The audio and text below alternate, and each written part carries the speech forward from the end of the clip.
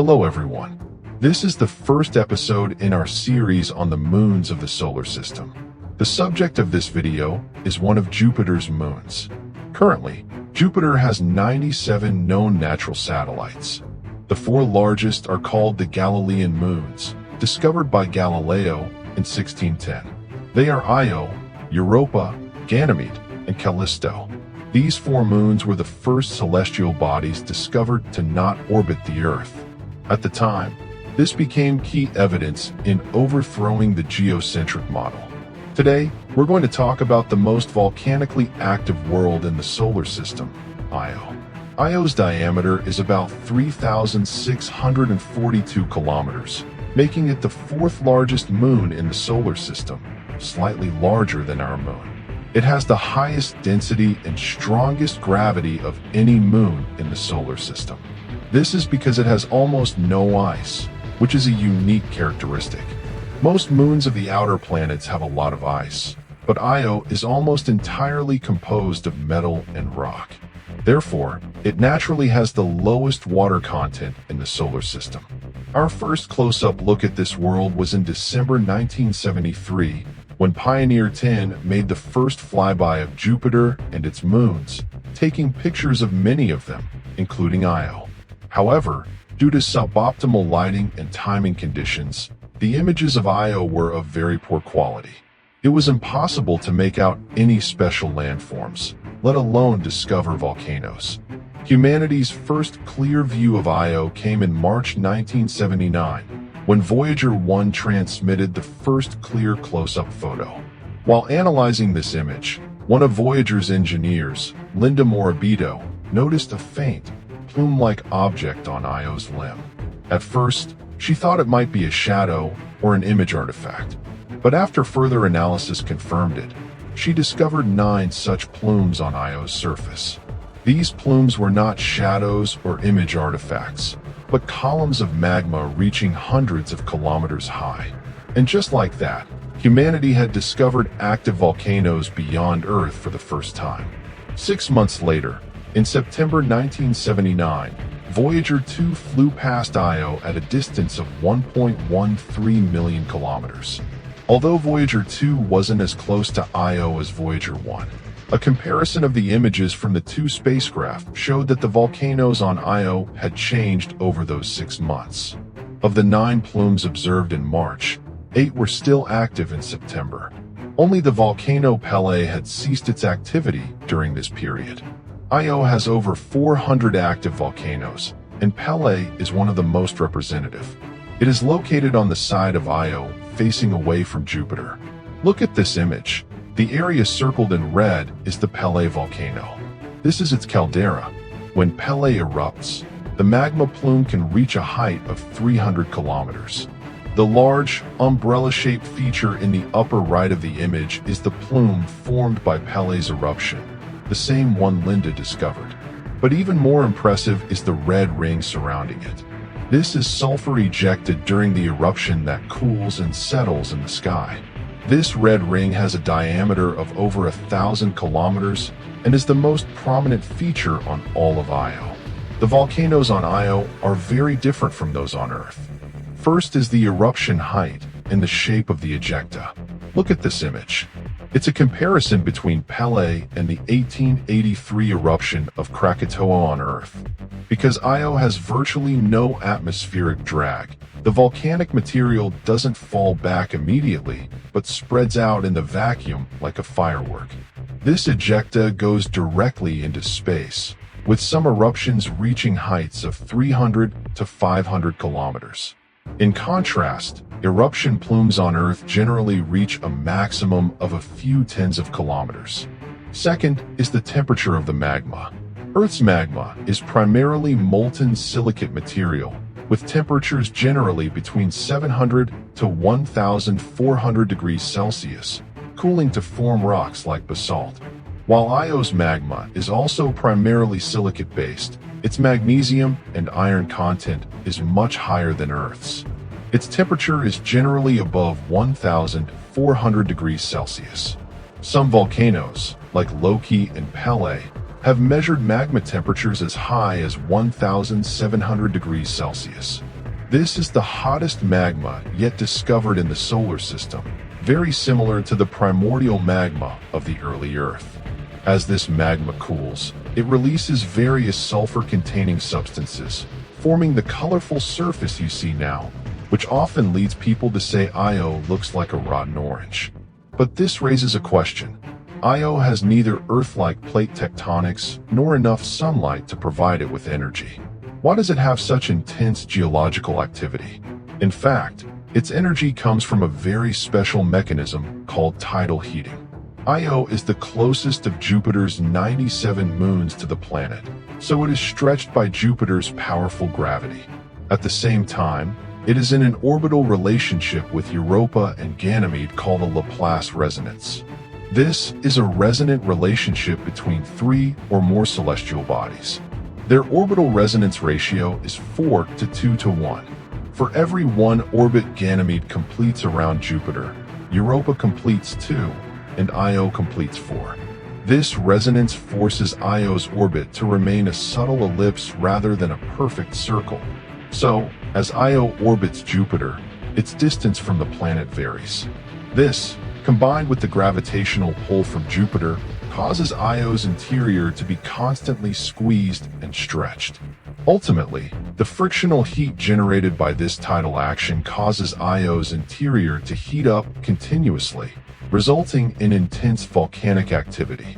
This is what's known as tidal friction heating, much like how a piece of metal heats up if you bend it back and forth repeatedly. Even more dramatically, the tidal force experienced by Io is about 20,000 times that of the Moon's gravity on Earth. This stretching effect causes Io's surface to bulge up and down by as much as 100 meters during each orbit. It's like a rubber ball being repeatedly kneaded and deformed. Its interior is naturally scorching hot. This is why it has become the most volcanically active body in the entire solar system. Before Voyager 1 visited Io, scientists thought its surface would be like the Moon, Mars, or Mercury, covered in a dense landscape of impact craters. The density of these craters is generally used to determine a celestial body's geological age. More craters mean the body is older and more geologically dead.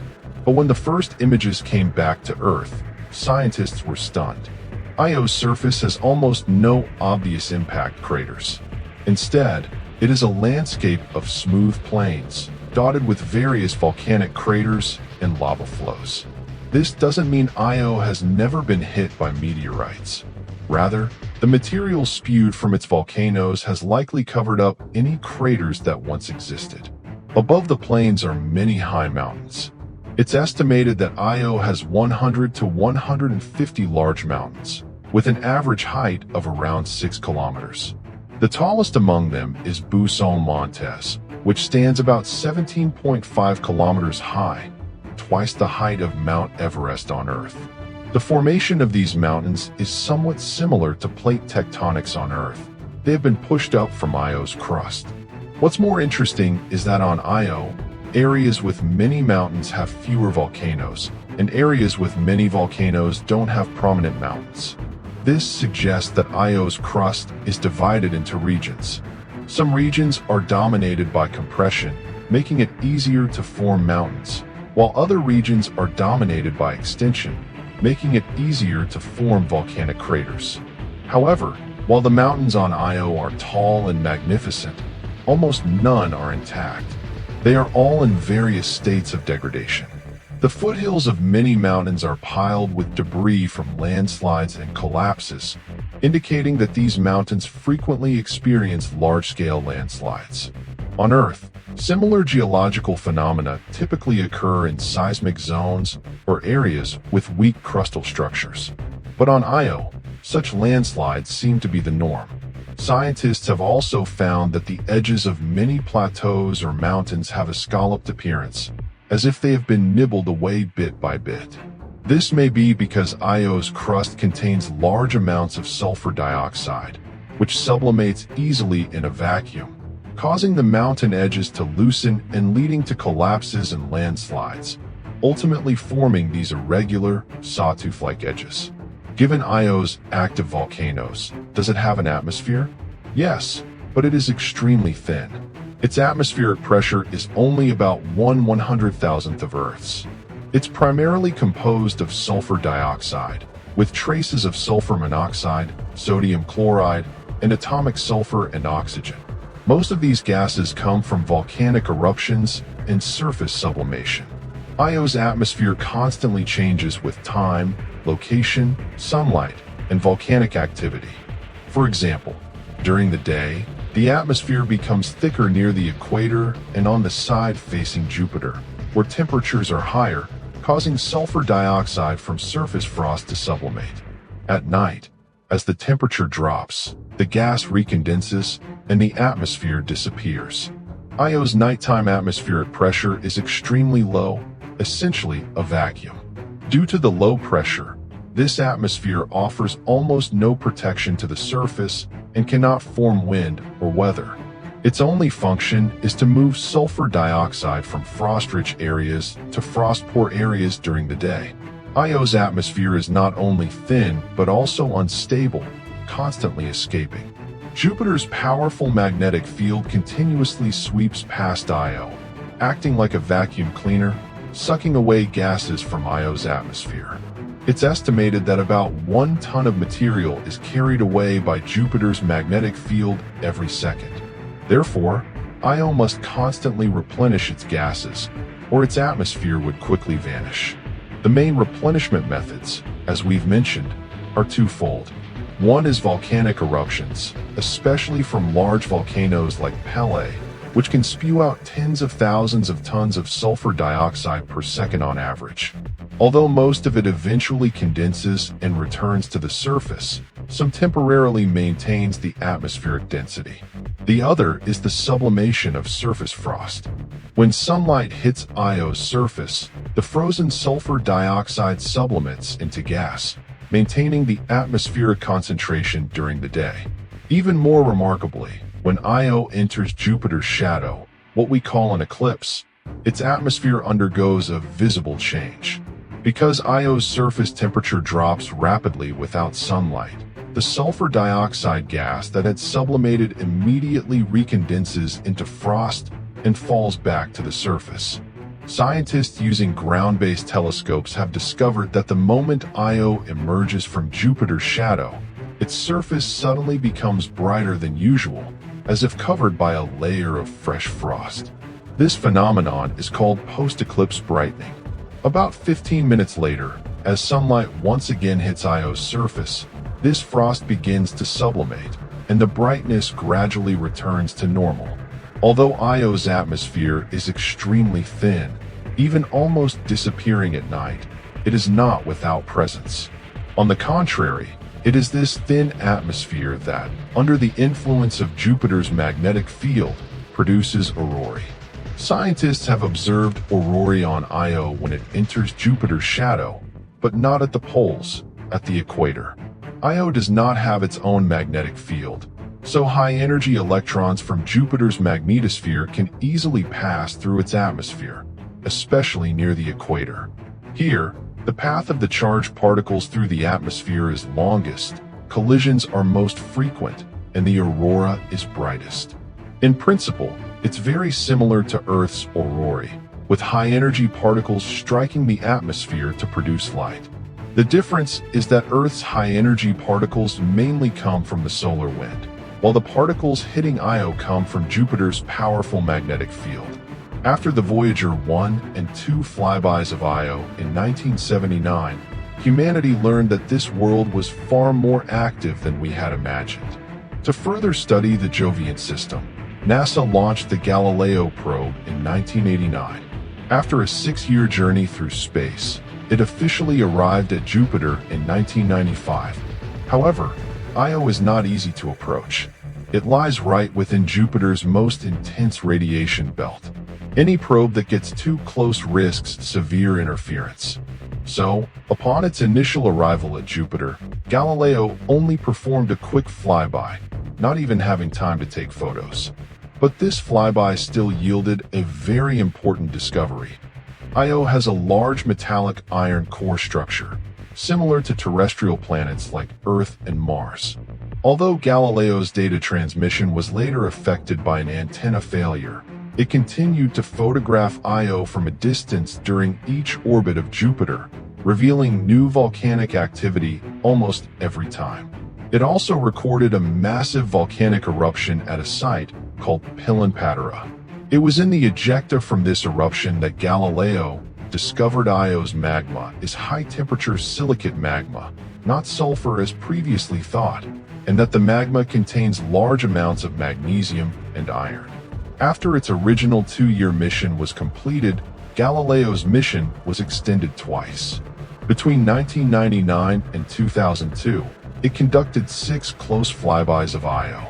This time, it finally captured numerous high-resolution images, recording various types of mountain structures, rising plumes, surface landslides, and the cooling and deposition of lava. It even pinpointed which volcanoes were currently erupting.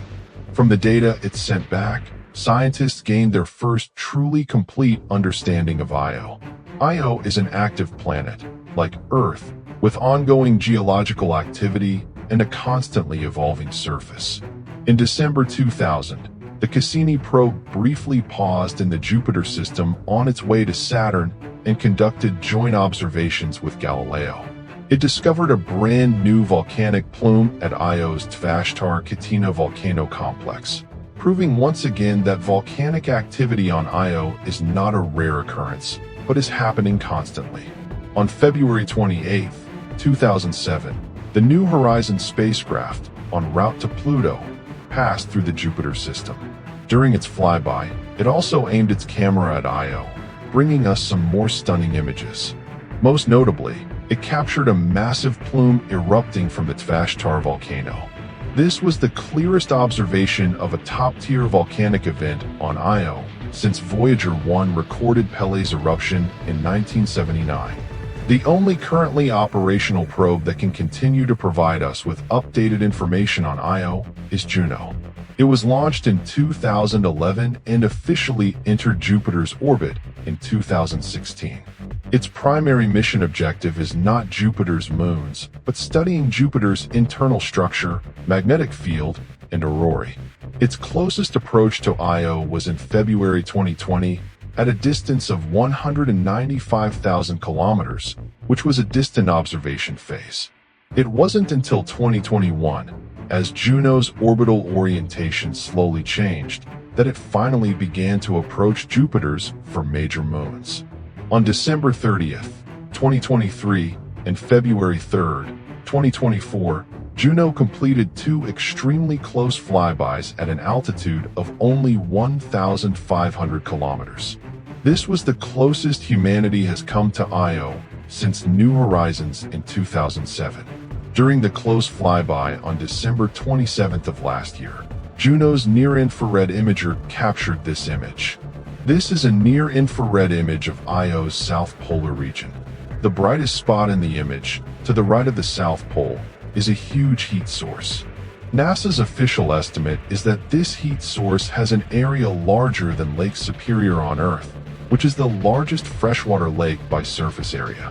This could very well be a violently erupting volcano or a superheat source formed by the convergence of many volcanic vents. Besides Juno, there are 2 other Jupiter exploration projects already underway. The first is the European Space Agency's JUICE, Jupiter Icy Moons Explorer. It was successfully launched in April 2023 and is expected to arrive at the Jupiter system in July 2031, eventually entering orbit around Ganymede. The second project is NASA's Europa Clipper. Its main target is Europa, searching for evidence of a subsurface ocean there. This probe was launched last October and is also expected to arrive at the Jupiter system in 2030. Although the main targets of these 2 probes are not Io, they will make observations of Io during their flybys. In fact, NASA once proposed a dedicated mission to explore Io called the Io Volcano Observer, IVO. It was proposed alongside 2 missions to Venus. Unfortunately, NASA ultimately chose the 2 Venus projects, and the Io mission was abandoned. Alright, that's all for this video. In the next video, we will journey to Europa, a world with a completely opposite character to Io. There, we might find the extraterrestrial life humanity has been searching for. Thanks for watching, and see you in the next video.